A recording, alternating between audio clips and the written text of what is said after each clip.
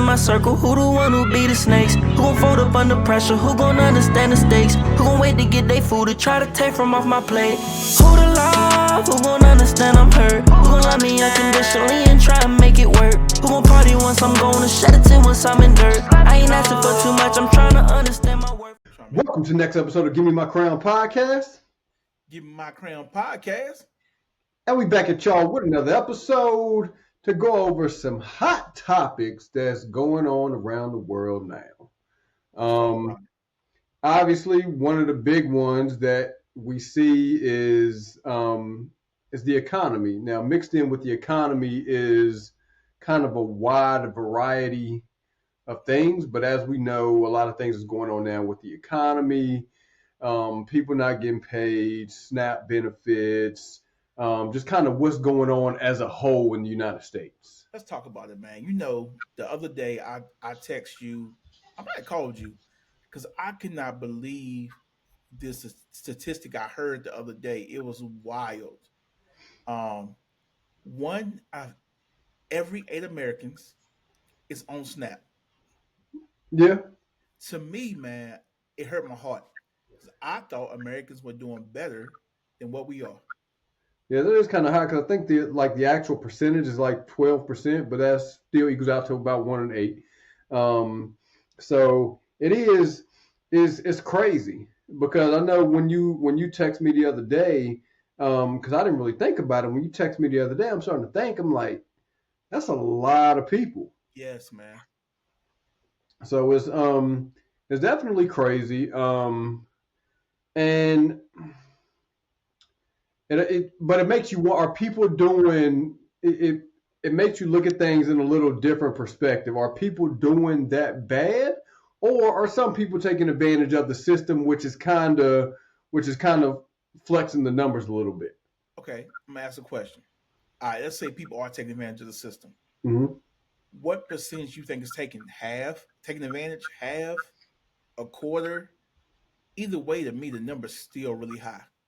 I agree, and when I say take, I guess I should have been a little more specific because taking advantage could be a wide variety of things. It could be people, it could be simply people not wanting to better themselves in order to continue to receive that, or people not reporting certain income in order to receive that. So it can go kind of both ways because you have certain people like certain trades, certain for instance, I guess barbers and people who run their own business can kind of, I guess, fudge the numbers that they're bringing in or fudge their salary to make it look like they're making less on paper. That's true. To get certain benefits when actuality they're just not reporting all the money that they're making.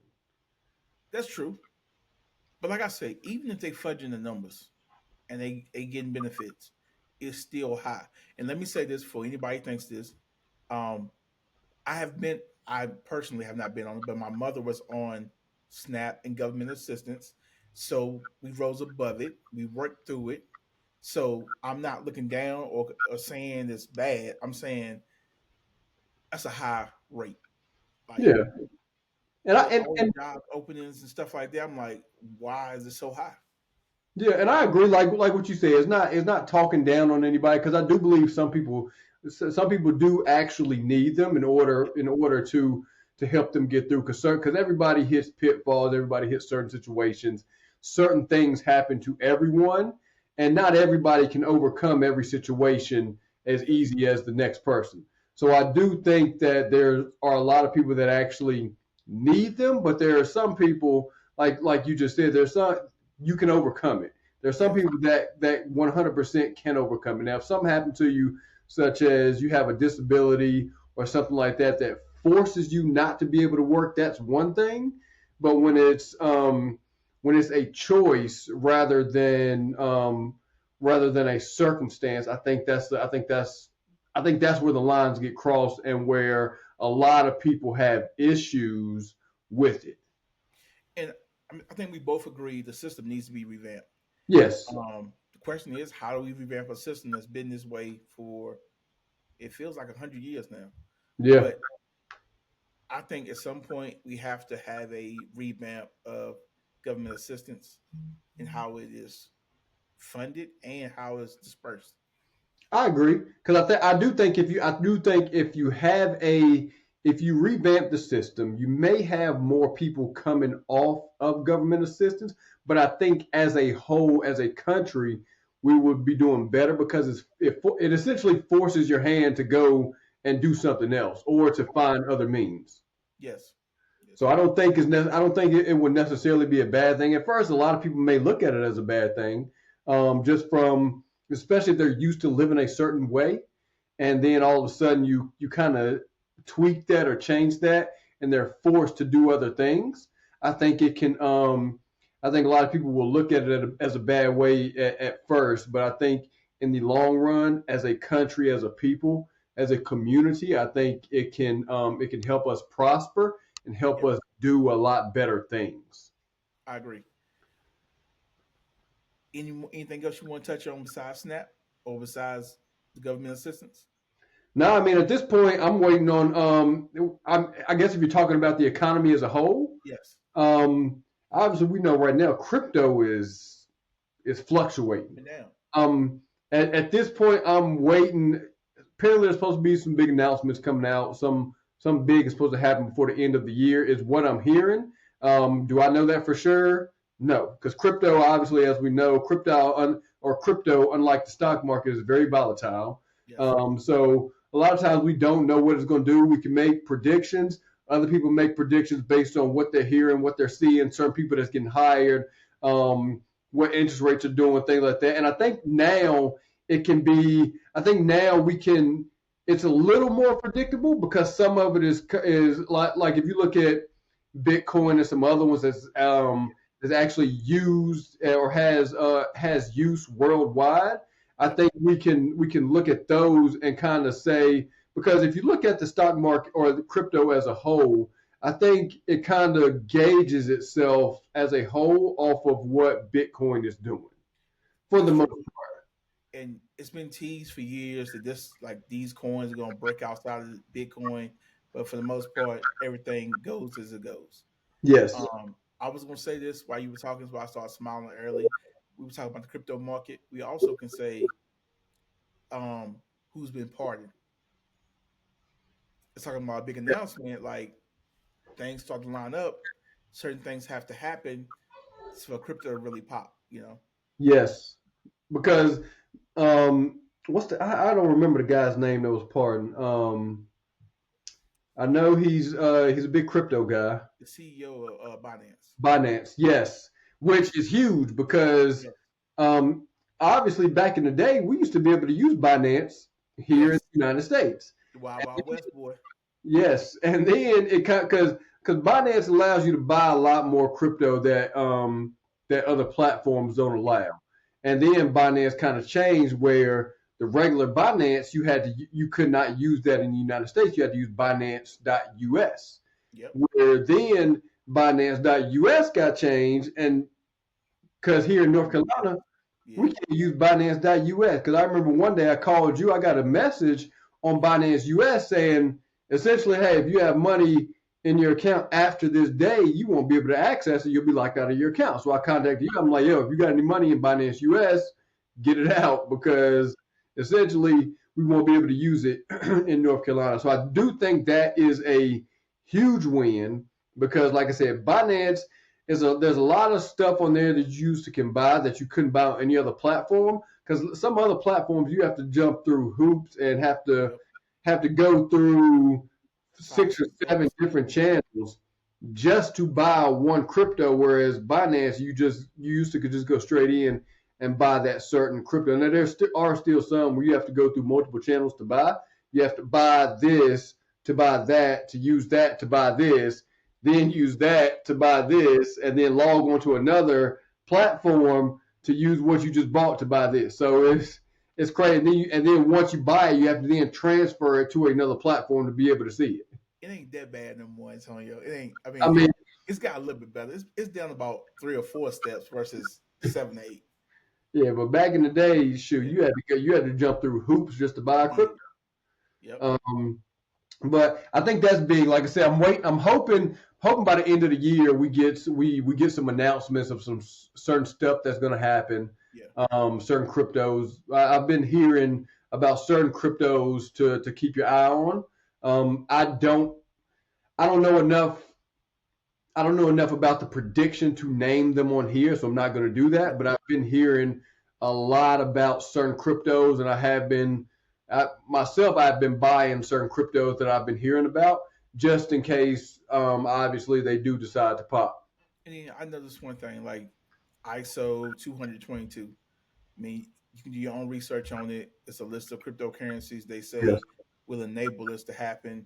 So it's like it's small things people can do just to look. But I think at this point with the economy, you have to set yourself up to be prepared for what's coming next. Yes. I know I said I won't go name one. I'm definitely looking forward to is obviously that I think had because it has utility is XRP.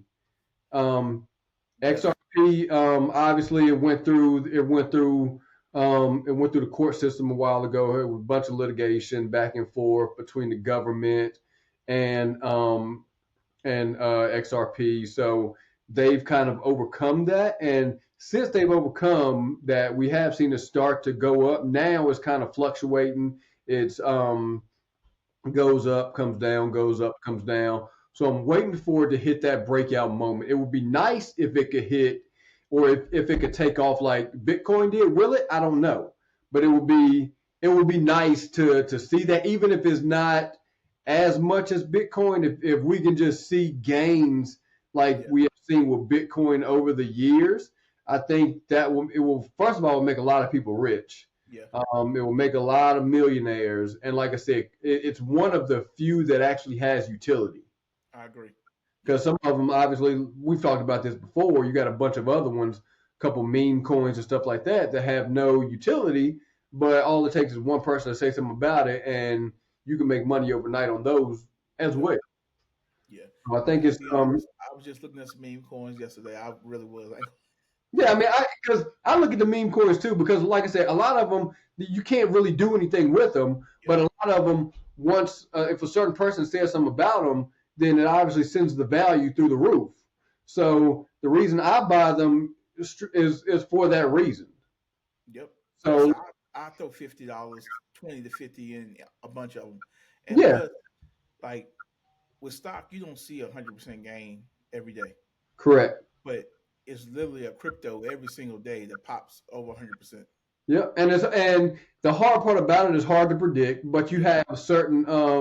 you do have certain platforms that will show you you can essentially go hour by hour and see what's going up, what's going down. Because Yep. me personally, if I see one that's gone up 10-15% in the last hour, to me that's an indication that it is going to continue to go up, if not for long, at least a little bit more. I don't know So if you that's what I remember, try to keep an eye on. we caught one that it might have went up 100% and it kept going up. Capybara. Capybara. Yeah. Capybara, I think within that 24-hour period, it went up. It was over 1,000%. It was. Yep. But we caught it Within, at like 100%, right? yes, Yeah, we caught it because really early. when we saw it, we bought into it, and we didn't expect it to go up as fast as it did because we still caught it as it was up 100%, Yep. and but it still continued to go up. And I think we held on to it a little longer than we should have, Yeah. but we still made money. We still made money from it. So I don't think it's anytime you can make money from it, it's still not a bad play. Yep.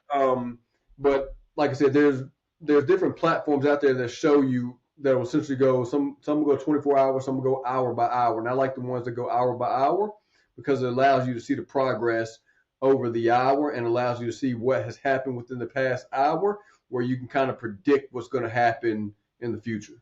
Yes. I want to shift it a little bit. I know this is one of your expertise. With in the economy right now, how do you see the housing market? So it kind of depends.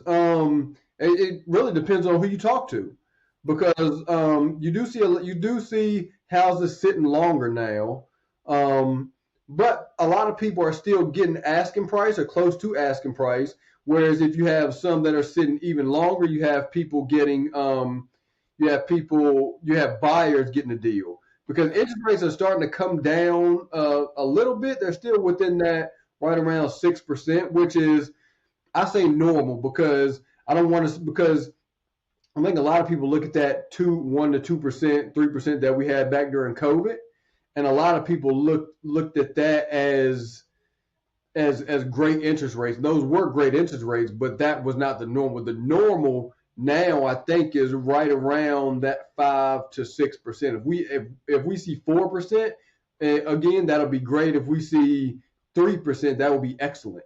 Will we see that again? I don't know. I have a question. Yeah. Okay. We talked about this back during COVID time, like people overpaying for homes. Yes. If the economy gets worse, do you see a large like foreclosure market or anything like that, or it's just case by case? I think it's case by case because the housing market generally increases year over year. If you look at I want to say it's the past like 50 or 60 years, there's only been, I want to say 4 or 5 years that we've had a decline in the housing market. Right. Now, obviously, some years are a lot better than others, but for the most part, year over year, we're seeing an increase in the housing market, which is why they say real estate is one of the safest investments because obviously, when you look at 2008, that was a big crash, but that was a lot of that was on the banks and people getting approved for loans that should not have been getting approved for loans. So that's one thing. But I do see like I said, over the past 50 years, you have seen a steady increase in the housing market year over year. Now, Trump did mention something about I don't know if you've seen about a 50-year mortgage. There's What? a 50-year mortgage. Okay. When you look at that, obviously there's pros and cons to just like everything. One of the cons, it's a 50-year mortgage. Um, Obviously, 50-year mortgage is a long time. Yes. So if you look at it, because now when you're looking at the mortgage you're paying back, a lot of times you're paying back triple, almost quadruple what the house is worth. If you look at the interest you're paying back, sometimes double, whatever, depending on what your interest rate is. If you look at a 50-year mortgage, you're paying back a whole lot more because your interest is obviously spread out over 50 years. So you're paying more on interest on the front end of that 50-year mortgage. You're not going to pay that house off in your lifetime. Correct, but I think the way a lot of people look at it is because if you look at it for the grand scheme of things, a lot of people are not looking at they're not looking at the big picture. They're looking at what their current payment is. Yeah. So if you look at a 30-year mortgage, because even compared to a 15-year mortgage and a 30-year mortgage, a 15-year mortgage, your payment might be double what it is of a 30-year mortgage, but you're paying it off 15 years early. So if you look at a 50 versus a 30, at a 50, your payment is going to be a lot cheaper, but you're not looking at how much you're paying in interest, the amortization charge. You're not looking at all of that of how much you're going to actually pay for that loan. But imagine, okay, this is a play. You know me, I'm always thinking outside the box. You sign a 50-year mortgage, right? Yeah. You like, I'm gonna die before I pay this off. Then you get a life insurance policy to cover what you owe on your mortgage. So when you die, you leave your kids or whoever a paid off house because now they have the insurance money to pay the house off. I mean, you can do that. Plus, there's mortgage insurance, stuff like that. You can always get insurance on that. I wonder, but because that's obviously not set in stone. Yeah. But I wonder what else comes with that 50-year mortgage. Is there other stipulations that comes with that? Because for me, I couldn't see myself ever signing a 50-year mortgage. Obviously, unless like you just say, if I look at that mortgage and I say, hey, compared to a 30-year mortgage, this mortgage is $2,000 cheaper. So I'm paying less than what I'm paying now on a 30-year mortgage for a 50-year mortgage for more of a house. Is like say that. Like it's not like I said, it's pros and cons to everything. So it's not necessarily a horrible thing. But if you look at the big picture, because if you're looking to sell a house, or if you're looking to buy a house and then sell it, like if you're looking to build equity and then sell it quick, say within a couple of years. Say if you're looking within 1 to 2 years, maybe even less than 5 years to sell it. The problem with that is within that 5 years, you're not going to pay a lot of that mortgage off. That's So true. when you go to sell it, you're not going to have as much equity as you normally would because you're going to because you're still you might pay in a year you might pay a percent 1% of that mortgage off because of things like that. But if you're looking into especially like a like your forever home, and say it's somebody that gets, I don't know, disability or retirement, something like that, and you say, all right, well, here's what your based on this 50-year mortgage, here's what your payment will be. And if you say, hey, based on what I'm getting for retirement, disability, whatever, I can cover this, no issue. And a lot of people might do that because obviously the payment is cheaper and they have more money left over at the end of the month. So that's Yep. kind of it's kind of a way to look at it. So I don't think it's a. I'm not gonna say it's a good thing. I'm not gonna say it's a bad thing. It depends on the person. I agree. Your situation, because I'm sitting here thinking, my mind rolling like a 50-year mortgage. How could you make it work for you? You know what I'm saying? Yeah, and like I just said, the way to make that work for you is you get a higher priced house and you want a lower payment and you say, hey, this is my forever home and it's a payment that that you're comfortable paying, then then obviously it'll be a lot cheaper than that 30-year mortgage. Because if you look at, even if you look at the 30-year mortgage, how many people actually live and pay that full 30 years on that mortgage? Not many. Especially if it's within your first couple of houses. If it's within your first couple of houses, then or first or your early, I'm not gonna say your first couple of houses, your earlier years, a lot of people only live in a house max of 5 years. A lot of people, especially their first home, a lot of people selling their first home within 5 years. Yep. So that 30-year mortgage on that makes sense because within that 5 years, you're paying more of it off. And because even if you look at, because say you look at a 30-year mortgage versus a 15-year mortgage. 15-year mortgage, obviously you pay it off in 15 years. 30 years, 30 years. If you take a 30-year mortgage, most of the time, if you pay one extra payment per month, that knocks off 7 years off of that mortgage. So that's what, 23 years. So Yep. you're only making one extra payment per month, paying it off in that amount of time. Where also, if you look at a 30-year mortgage versus a 15-year mortgage, if you look at the payment amounts, if you take that 30-year mortgage but pay the amount that you would pay on a 15-year mortgage, then you would pay that 30-year mortgage off a lot quicker and you're not obligated to that extra amount that you're paying. So if something ever happens, you can always revert back to paying what your normal payment is instead of paying over. So it's just it's different ways to look at it. So As you can see, people, real estate is a passion, and he's dropping gems right now. but yeah, so it's definitely different way to look at it. So I would always, me personally, I don't know if I would ever get a 15-year mortgage. Like I said, I would do what I just said. If I wanted a 15-year mortgage, I would see what the payment is on that versus the 30-year. And if I could comfortably afford that 15-year payment, I would take the 30 and just pay what I'm paying on that. I would just pay the extra amount on top of that 30-year mortgage. That way, if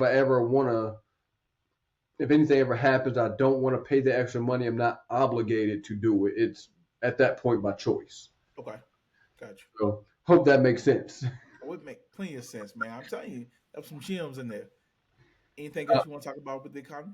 I mean, it's a lot we could talk about, but I think we didn't talk about enough because a lot of stuff we'll need another episode to dive deeper into it. Yeah, I agree. I do want to say shout out to the veterans. Happy Veterans Day to all the veterans, everybody that served, everybody that's still serving. Happy Veterans Day. And I'm not joking when I say this. I want to shout out to the people who hold the veterans down. People don't give them credit for Oh yeah, holding down the veterans, man. Like whether it's a wife, holding down, while husband overseas with the kids, or if it's just the homeboys holding them down while he over there. or if it's a teacher sending care packages. I agree. Appreciate you for I supporting that. definitely agree. I know 'Cause you do, man. that stuff goes a long way. Yeah. But I think we talked about a lot today. Like I said, a lot of the stuff we could dive into on another episode and go even deeper. So I think we can jump back on a different episode and go a little bit deeper into some of these different issues. If y'all have something y'all want us to talk about, if y'all have any comments, y'all want to jump on the podcast, definitely let us know. Leave us a comment, send us an email, give me my crown llc@gmail.com, or leave a comment on us YouTube, Instagram, TikTok, all under Give Me My Crown LLC. And as we say before we get off of every podcast, this is more than a podcast. We handing out crowns. Hand them out. Who the love it, who the hate? Who the realest in my circle? Who the one who be the snakes? Who gon' fold up under pressure? Who gon' understand the stakes? Who gon' wait to get they food to try to take from off my plate? Who the love? Who gon' understand I'm hurt? Who gon' love me unconditionally and try to make it work? Who gon' party once I'm gone and shed a tear once I'm in dirt? I ain't asking